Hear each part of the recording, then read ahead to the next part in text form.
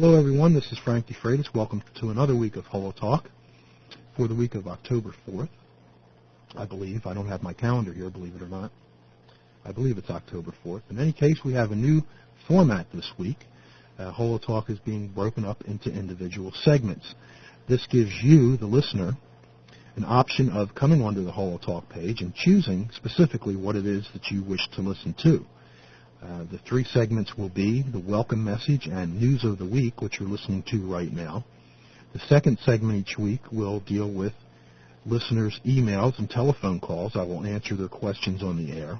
And the third segment will be the main topic area and also the segment that will have all the special guests. Now, you may come on to the show each week and you may not be interested in the listeners' email questions. Or one of the other segments, and you just want to hear the interview. You now have that ability to do so by just choosing segment 3. If you'd like to listen to the entire program, there will also be a separate link that will play the program from its entirety, from start to finish, without having to choose whatever it is that you want to listen to. So there's a number of different options for you, and I hope you enjoy that. Any feedback regarding this change is welcome. Please send it to me. I'm interested in hearing whether you think this is a good idea or a bad idea, whether you like it or you don't like it, so on and so forth. This week's topic is going to be the holographic heart. This was a special presentation that was made on World News Tonight last week by Peter Jennings, and it takes a look at a new device which allows surgeons to work in virtual reality with a human heart that floats in space. And we're also going to take a look at the definition of hologram and holography. What is a hologram and what isn't a hologram? Is something, just because it floats in space, a hologram? Or do we need to have a very specific definition of what a hologram is? Or, as a third option, do we need to widen or broaden the scope of the definition of the word holography to accommodate the new technology? So you'll find all of that in segment 3. We also have our first video presentation this week. I digitized the World News Tonight presentation, and you can take a look at holographic heart as well. You'll find that link right after the third segment. Our news for this week: Laser Diagnostic Technologies has been awarded a Small Business Innovation Research Grant from the National Institutes of Health to continue to evaluate an exciting new scanning laser technology that measures blood flow in the optic nerve and may help find the cause of glaucoma and other sight-threatening diseases that affect millions of Americans each year.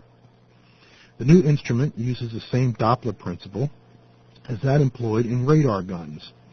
As a speeding car causes a shift in the frequency of radar waves that can be detected and its velocity or speed measured, the new instrument measures shift in the frequency of light caused by moving blood cells. Laser Diagnostic Technologies, Inc., a 6-year-old venture-funded medical device company in San Diego, specializes in developing diagnostic products for the eye. Coming in from Irvine, California, in a move to further strengthen its position as a leading provider of high-precision manufacturing equipment for the fast-growing fiber optic communications marketplace, Newport Corporation Tuesday announced that it has signed a definitive agreement to acquire Environmental Optic Sensors, Inc. of Boulder, Colorado, in a cash transaction. Additional terms were not disclosed. Completion of the acquisition is subject to certain terms and conditions, but is expected to occur within the next 30 days. And this wire is from September 29th. Environmental Optical Sensors, a privately held company founded in 1991, is a manufacturer of tunable external cavity diode laser systems. Newport Corporation is a global leader in the design, manufacture, and marketing of high-precision components, instruments, and integrated systems to the fiber optic communications, semiconductor equipment, computer peripherals, and scientific research markets. The company's innovative products are designed to enhance productivity and capabilities of test and measurement and automated assembly for precision manufacturing, engineering, and research applications. There are 2 news items that came through this week. If you would like to continue on with HoloTalk, you can go to segment 2, where we're going to be answering listeners' questions. And if you'd like to go right to the holographic heart, that's in segment 3. Hello, everyone. Welcome to the listener's question email and telephone call section of HoloTalk. We did not get any telephone calls this week, but we got a few emails, and I'd like to answer them for you here on the air today. This email is from Paul, and Paul says, I hope you don't mind this beginner's question. No, Paul, that's what we're all about. We're here to answer, research, and find out the information that you need and answer them right here on HoloTalk, no matter what the level is of your interest in lasers or holography. Paul goes on to ask, I was wondering if the laser technology that is used to create holograms can be used on humans without danger to digitize a person in 3D. I hope I understand what is meant by this holo stuff. I'm assuming it's the same technology that has been used, for example, to digitize fragile artwork, and then people can view the art in 3D. Paul, this is the perfect question for this show because we're actually dealing with this issue in segment 3 with the holographic heart.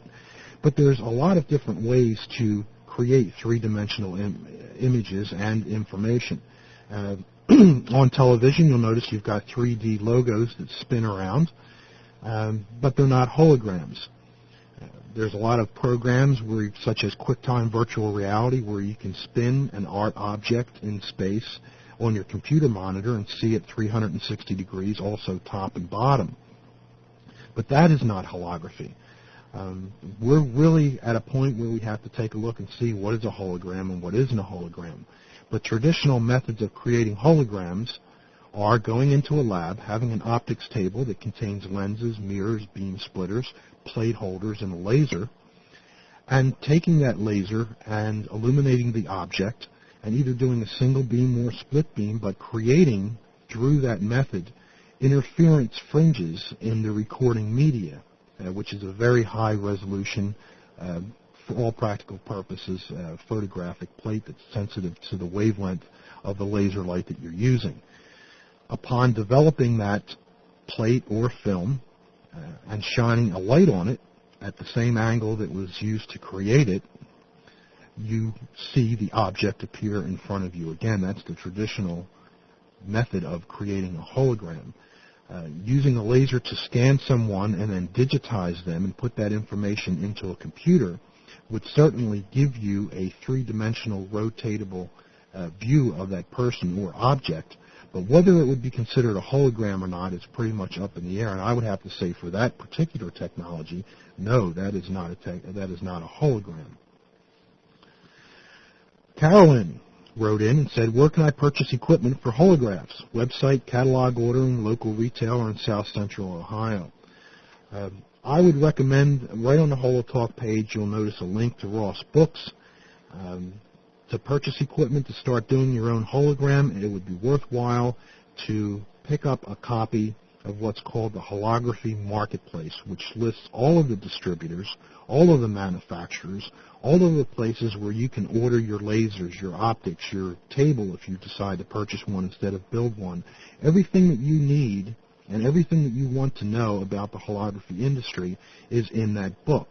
Now, keep in mind, you're going to pay a lot of different money for the same items. For instance, ordering a laser through a regular science supply house may run you quite a bit of money. But there are also companies which buy lasers, manufacturers, overruns, and things of that nature, which are able to offer lasers to you at quite a bit a discount and savings. You will be able to find out about this in the Holography Marketplace. So I would suggest you click on that link, go over there, take a look at the Holography Marketplace. It's not a very expensive investment, and I guarantee you that if you want to get involved with holograms, that book will definitely pay for itself many times over through the information that's in there to get you started to do your own holograms. So it's not like you're going to be out the money. Believe me, you're going to save many times the cost of that book through the information that it will provide to you. Karen has a question. I have a question. I was hoping you would be able to help me out or know someone who could. When you look at a hologram, why can you only see it if you've got a light source shining on it from a certain angle? If you could help me out, I would greatly appreciate it. When you re-illuminate a hologram after it's completed, if it's a white light hologram or even a laser hologram that needs laser light to illuminate it, you must make sure that you match the same incoming angle that was used to create the hologram. For instance, you take your holographic plate and you put it in the plate holder, and you have a specific angle that laser beam is coming into the plate, and you must make sure that when you process the plate, you mat it and you frame it and you put it on your wall, if it happens to be a reflection hologram, that your light is coming in at the same angle to view the hologram. Next question is from Dean. He says, I am a student who is very interested in holography. I'm extremely interested in projection of freestanding holograms, like in the science fiction movies. I know there is a way to produce them, and I am sure that someone probably already is. However, I have found little information on the subject, and I am dying to learn more. I would be very grateful to you if you could point me in the right direction. Tell me where I could find information on the subject on the web or in books, videos, etc., or even tell me how I could get in touch with someone who could help me. And that's from Dean. Dean, the reason why you're not finding a lot of information on the web about this is that most holograms need a recording media in order to work, whether it would be a holographic plate or a holographic film. Now, granted, it is possible to shoot a hologram where you have parts of the object actually projecting out in space toward the viewer. And if a hologram is set up properly, you may even be able to shoot holograms where you have an object itself which seemingly floats in space in front of that plate. But the idea of creating an object that just hangs in space is something that's just not possible to do at this point through holography.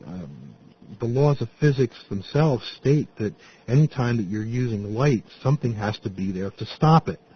And to take a laser beam and send it through the air and somehow draw out whatever it is that you're looking to see three-dimensionally doesn't work very well because there's nothing there to stop the beam.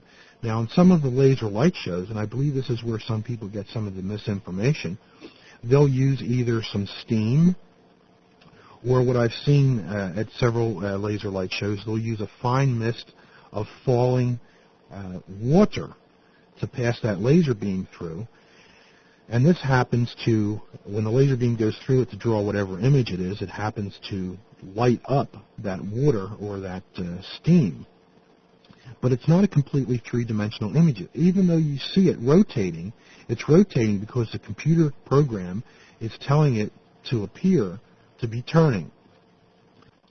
But if you have a wall of water or steam that's showing you this image, there's nothing in that image which is going to be closer to you or further away from you like in a hologram.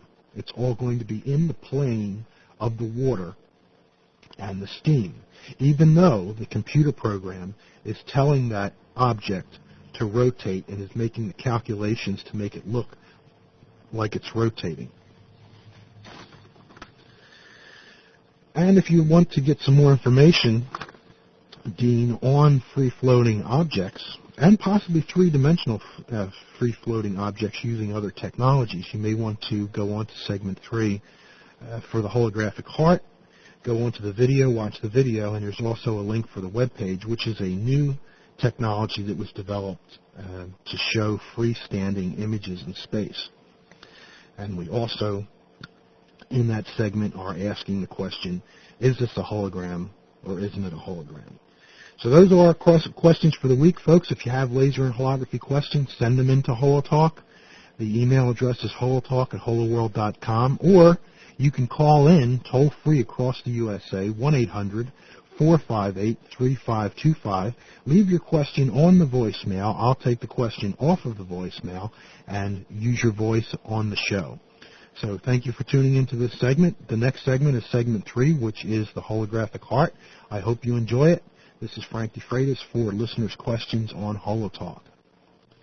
Hello, everyone. This is our third and final segment from the new format that we're using for HoloTalk.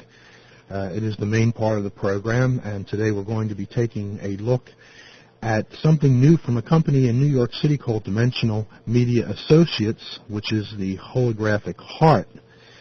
Along with this look that we're going to take at this, we're going to also try and answer a question: what is a hologram? Now, apparently this new holographic heart uses a different technology and a different technique from traditional holography. We do not have holographers in the laboratory with lasers creating holograms on film or plates. So we're also going to take a look and see what is a hologram. What can we say is a hologram, and what should we say isn't a hologram? I don't know if we're going to be able to answer that question, to tell you the truth, because I've done a lot of looking into different things I'm going to share with you today, such as definitions and patents, and it still may be up in the air. In any case, we also have our first video with HoloTalk this week, and it was recorded with Peter Jennings on World News Tonight, and you'll find that link directly below this one, so you can watch the video of holographic heart. Peter Jennings himself, when he comes on the air, he says holograms are three-dimensional floating images. They are light projected into space. That is the definition that Peter Jennings gives on the introduction to the holographic heart. However, the person who's being interviewed, one of the representatives that uses this technology and was working on developing it, never refers to the heart as a hologram. Always refers to it as an image or a three-dimensional image. Let's take a look at the press release found at the Dimensional Media Associates, Inc. website, which I also have a link to if you'd like to go there yourself, and see what they have to say about this technology, the holographic heart, and also the other things they are working on. Dimensional Media Associates, Inc., DMA, is a New York City-based technology company that designs, develops, manufactures, and distributes unique floating image 3D volumetric visualization systems. Our clients are in advertising, entertainment, science, medicine, and education. Founded in 1994 as a partnership and incorporated in June 1996, DMA has positioned itself as a market leader in 3D display technology.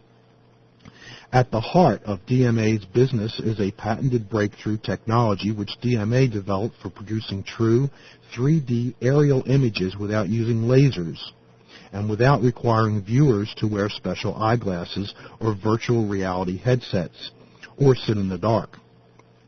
The full-color, full-motion images appear to float in space and can be seen from wide viewing angles under ambient lighting conditions.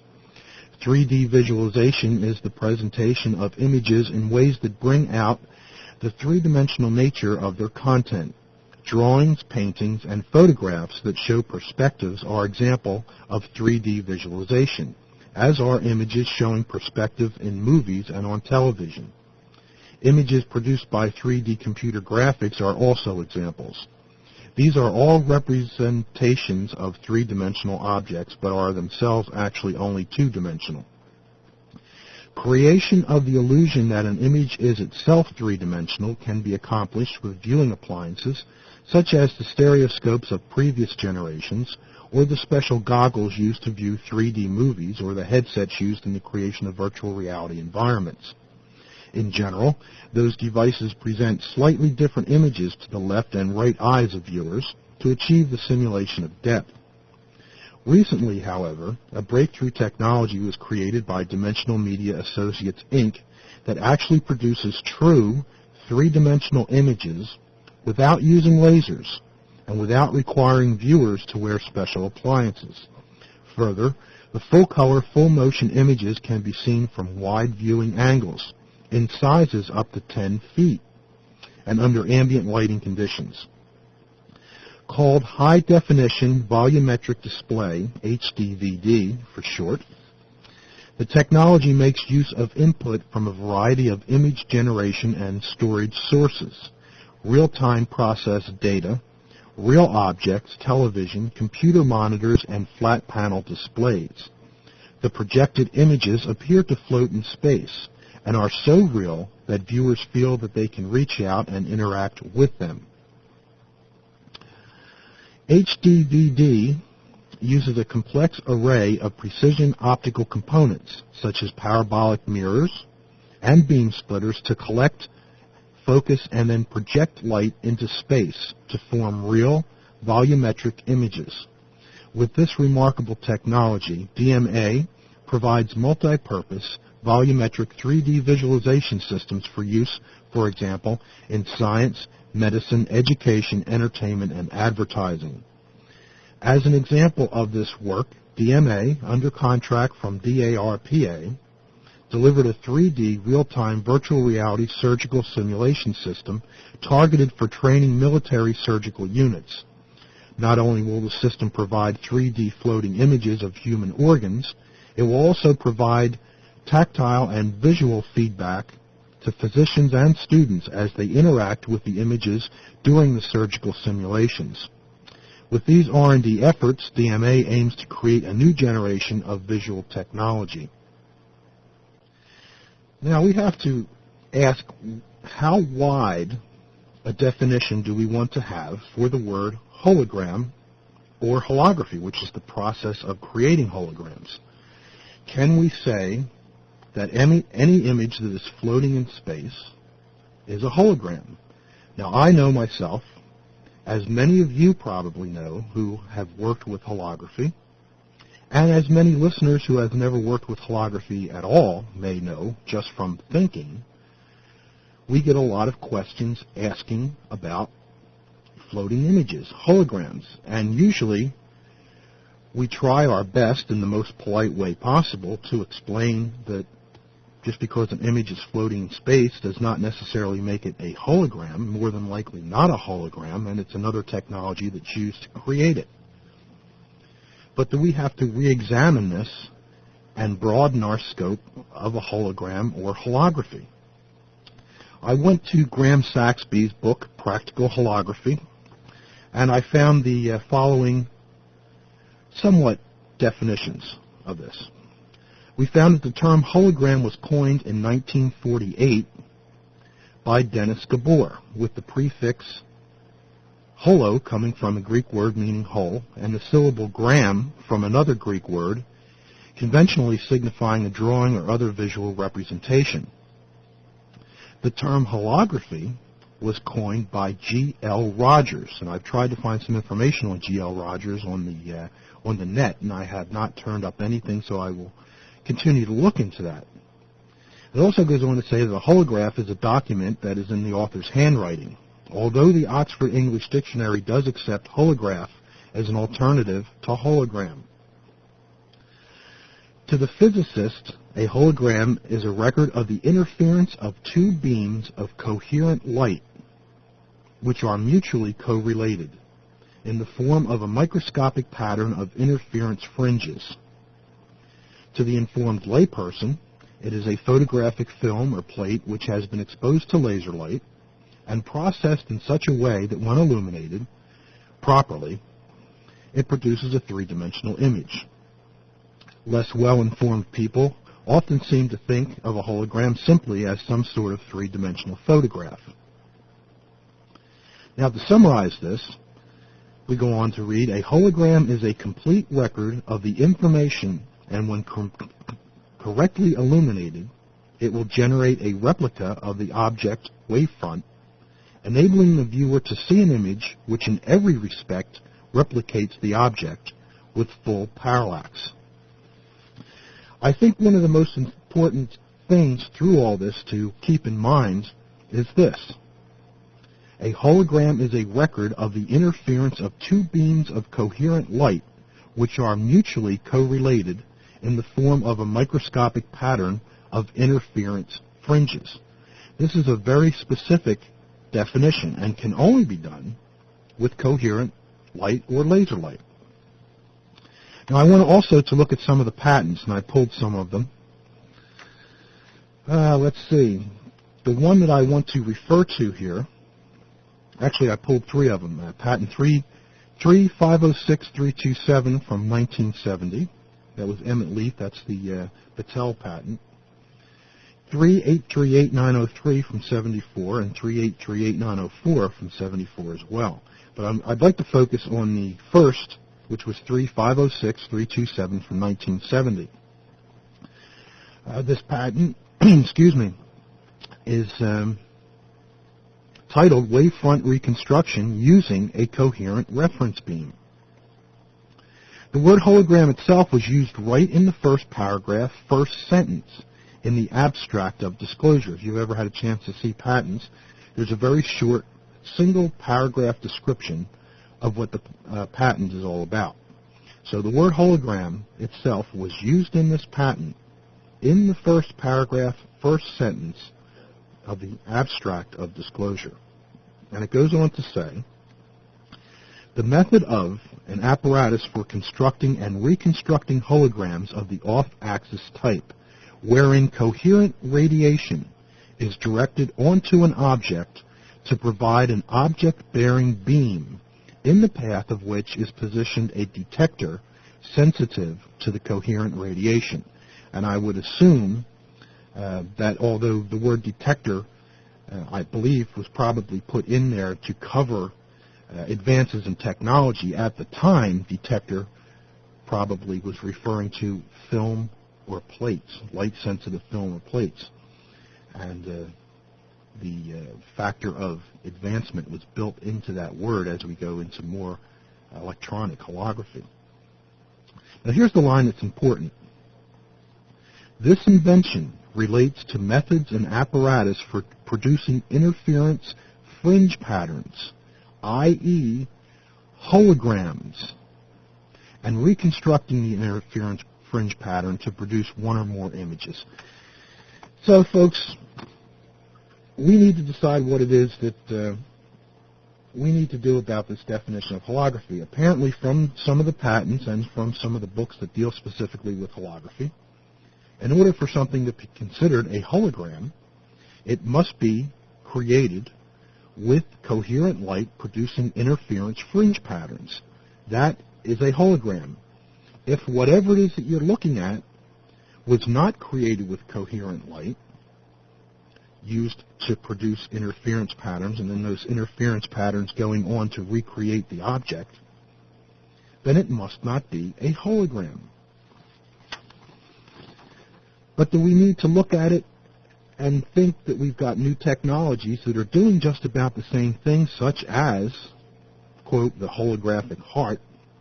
Should it be called a hologram? Well, like I said when we started up this segment, we probably would not get any concrete answers to what is or what is not a hologram. And I will throw the ball into your court, let you take a look at the video clip, and sit back and think for a while, what is and what is not a hologram? Do we need to broaden this definition to include different ways of producing three-dimensional images floating in space and continue to call them holograms? Or do we say that a hologram has to have coherent light producing interference fringes, and those interference fringes reconstructing the actual image? Okay, folks, the next step for you to do is to move on to the segment 4, which is the video itself. Watch it, and I'm going to close out the show. If you have any questions on lasers and holograms, feel free to send them in. And we come back every week with a new show. We've got lots of guests coming up, so I hope you continue to tune back into HoloTalk. This is Frank DeFreitas. Thank you very much for tuning in, and I'll see you next week.